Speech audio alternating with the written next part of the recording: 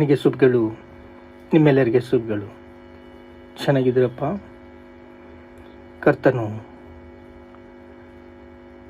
ನಮ್ಮನ್ನು ಪ್ರೀತಿಸ್ತಾ ಇದ್ದಾನೆ. ಯೆಶಾಯ ಗ್ರಂಥದಲ್ಲಿ 45ನೇ ಅಧ್ಯಾಯ. ಯೆಹೋವನು ಕೈ ಹಿಡಿದು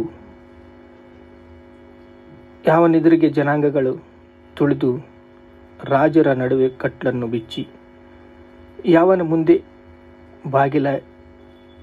ಹೆಬ್ಬಾಗಿಲನ್ನು ತೆರೆದು ಮುಚ್ಚಿಸಲನ್ನು ತಾನು ಅಭಿಷೇಕಿಸಿದ ಕೋರೇಶನಿಗೆ ಈಗನ್ನುತ್ತಾನೆ. ಕೋರೇಶು ಇಂದಿನ ರಾಜ್ಯಗಳನ್ನು, ಬಾಬಿಲೋನ್ ದೇಶದಲ್ಲಿ ರಾಜ್ಯವನ್ನು ಸ್ವಾಧೀನ ಮಾಡಿದ್ದು ಕೋರೇಶನು. ಈ ಕೋರೇಶು ನೆಬೂಕದ್ನೆಚ್ಚರ್ ಹೋದ್ಮೇಲೆ ಕೋರೇಶು ಬಂದ. ಅನೇಕ ರಾಜರು ಬಂದರು. ಅನೇಕ ರಾಜರಲ್ಲಿ ಈ ಕೋರೇಶನು ಹೃದಯವನ್ನು ತೆರೆದಿದ್ದಾನೆ. ಹೃದಯವು ದೇವರು ತೆರೆದಾಗ, ನಮ್ಮ ಹೃದಯದಲ್ಲಿ ವಾಕ್ಯವು ಬಿತ್ತಿದಾಗ, ಆ ವಾಕ್ಯವು ಪ್ರಕಾಶಿಸುತ್ತೆ. ನಮ್ಮ ಮುಖಗಳು ತೇಜೋಮಯವಾಗುತ್ತವೆ. ನಮ್ಮ ಮನೆಯಲ್ಲಿ ಸಂತೋಷ, ಸಮಾಧಾನ, ಶಾಂತಿ, ಕೃಪೆ, ನಮಗೆ ಸರ್ವಾಧಿಕಾರವು ಸಿಗುತ್ತದೆ. ವಿಮೋಚಕನು ನಮ್ಮ ಗರ್ಭದಲ್ಲೇ, ತಾಯಿ ಗರ್ಭದಲ್ಲೇ ನಮ್ಮನ್ನು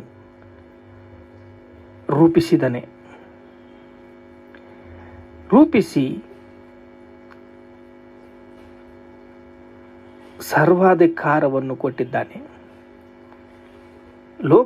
ಲೋಕದಲ್ಲಿ ನಿಮಗೆ ಶ್ರಮ ಆಗುತ್ತೆ, ಆದರೂ ಧೈರ್ಯ ತಂದುಕೊಳ್ಳ್ರಿ, ಲೋಕವನ್ನು ನಾನು ಜಯಿಸಿದ್ದೀನಿ.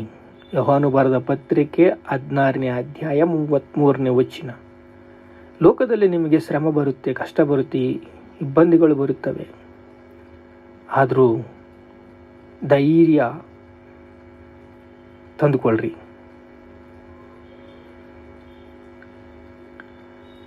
ಈಗ ಕೋರೇಶನ್ನು ಉದ್ದೇಶಿಸಿ ಹೇಳೋದು, ಅನೇಕ ಕೋರೇಶಗಳು ಹೇಳಬೇಕು, ಅನೇಕರು ಯೋಸೇಫುಗಳು ಹೇಳಬೇಕು,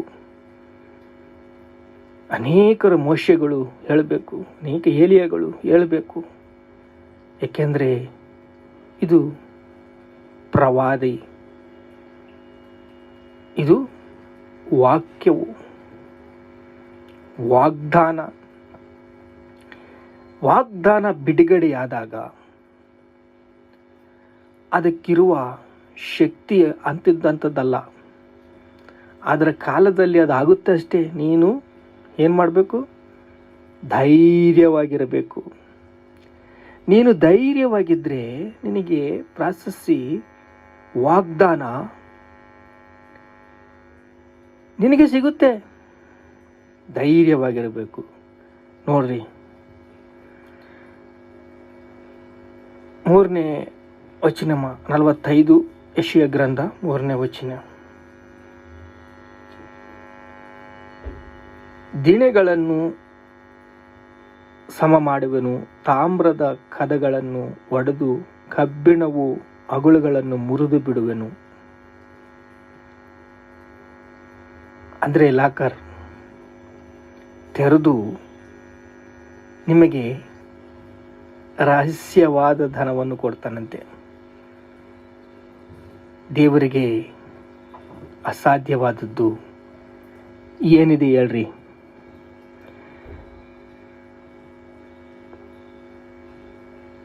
ರಾಜರ ನಡುಕಟ್ಟುಗಳನ್ನು ಬಿಚ್ಚುವೆನು. ರಾಜರ ನರಿಕಟ್ಟುಗಳು ಬಿಸ್ತಾನೆ.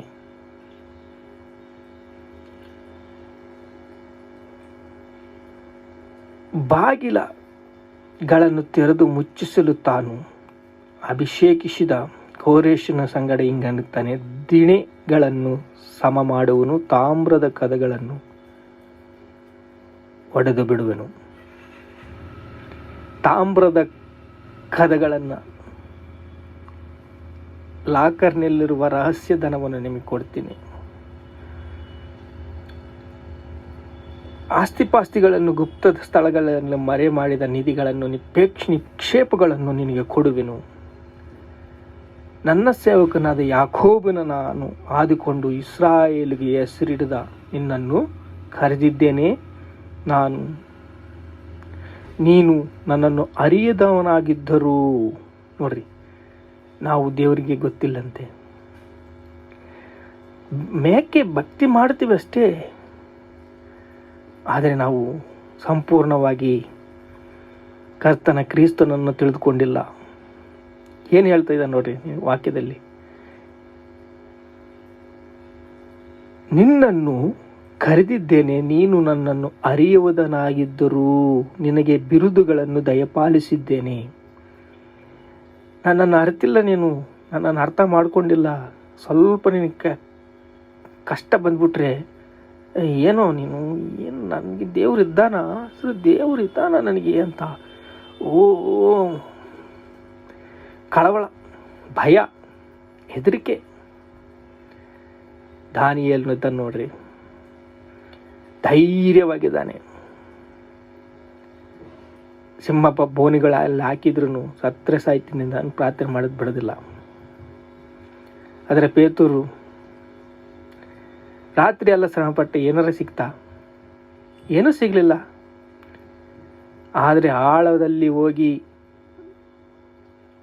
ಕ್ರೈಸ್ತನು, ಯೇಸು ಕರ್ತನು ಹೇಳಿದ ಹತ್ತಿರ ಇಲ್ಲಿ ಬಲಿ ಹಾಕಿದ ಕೂಡಲೇ ಆಶೀರ್ವಾದ,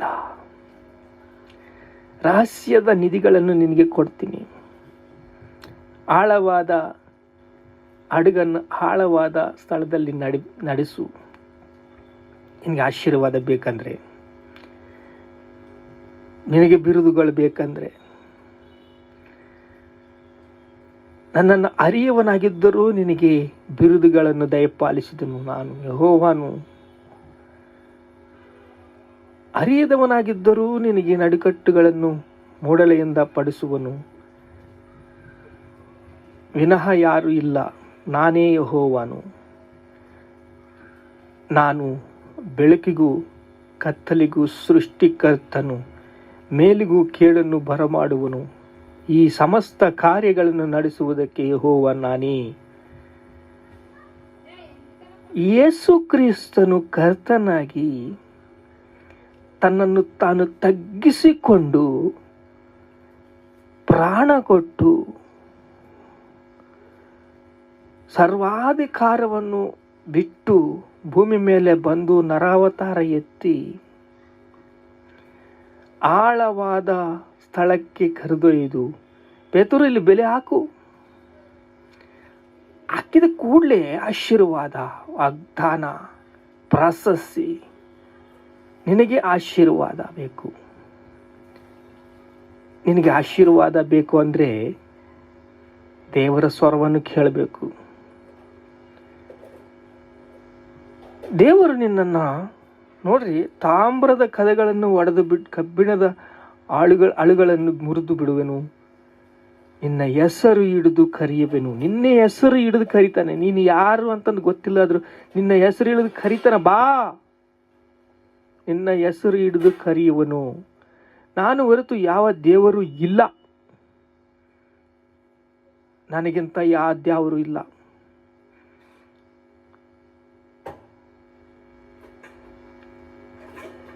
ಕೈ ಹಿಡಿದು ಯಾವನ ಎದುರಿಗೆ ಜನಾಂಗಗಳು ತುಳಿದು ರಾಜರ ನಡುಕಟ್ಲುಗಳನ್ನು ಬಿಸ್ತೀನಿ. ಎಲ್ಲ ರಾಜ್ಯಗಳು ಆಳಿಕೆ ಮಾಡೋನು ಕರ್ತನಾದ ಯೇಸು ಕ್ರಿಸ್ತನು. ಆದರೂ ಶ್ರಮ ಬರುತ್ತೆ, ನಿನಗೆ ಶ್ರಮ ಬರುತ್ತೆ. ಧೈರ್ಯವಾಗಿರಬೇಕು. ನೀನು ಜಯಿಸಬೇಕು ಅಂತ. ಬಂಧಕಗಳನ್ನು ಬಿಚ್ಚುವುದಕ್ಕೆ ನಾನು ಸಿದ್ಧವಾಗಿದ್ದೀನಿ, ಕಟ್ಟುಗಳನ್ನು ಬಿಚ್ಚುವುದಕ್ಕೆ ನಾನು ಸಿದ್ಧವಾಗಿದ್ದೀನಿ. ರಾಜರ ನಡುಕಟ್ಲುಗಳನ್ನು ಬಿಸ್ತೀನಿ. ಸೃಷ್ಟಿಕರ್ತನ ಮೇಲನ್ನು ಕೀಡನ್ನು ಬರಮಾಡುವೆನು. ಈ ಸಮಸ್ತ ಕಾರ್ಯಗಳನ್ನು ನಡೆಸುವನು ಯೆಹೋವ ನಾನೇ ಎಂದು ತಿಳಿದುಕೊಳ್ಳಬೇಕು. ರಕ್ಷಣೆ ನಮಗೆ ಬೇಕು. ಇಂದಿನ ದಿವಸ ರಕ್ಷಣೆ ಇದ್ರೆ ನಿನಗೆ ಧೈರ್ಯ, ರಕ್ಷಣೆ ಇದ್ರೆ ನಿನಗೆ ಹೆಮ್ಮೆ, ಆನಂದ, ಸಂತೋಷ, ಸಮಾಧಾನ, ಕೃಪೆ.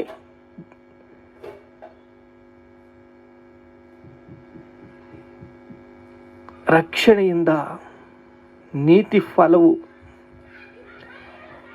ಫಲಗಳು ನಮಗೆ ಬೇಕು ಅಂದರೆ ಕರ್ತನ ಪಾದಗಳಲ್ಲಿ ಯೇಸು ಕರ್ತನ ಪಾದಗಳಲ್ಲಿ ನೀನು ಬರಬೇಕು. ಪ್ರಾರ್ಥನೆ ಮಾಡ್ಕೊಳ್ಳೋ ತಂದೆ, ನಿಮಗೆ ಸ್ತೋತ್ರ. ನಮ್ಮನ್ನು ಬಲಗೊಳಿಸಿದೀಯ, ಸ್ಥಿರಗೊಳಿಸಿದೀಯ ಈ ಸಂದೇಶದಿಂದ. ಅಪ್ಪಾ, ಅರಿಯದವನಾಗಿದ್ದರೂ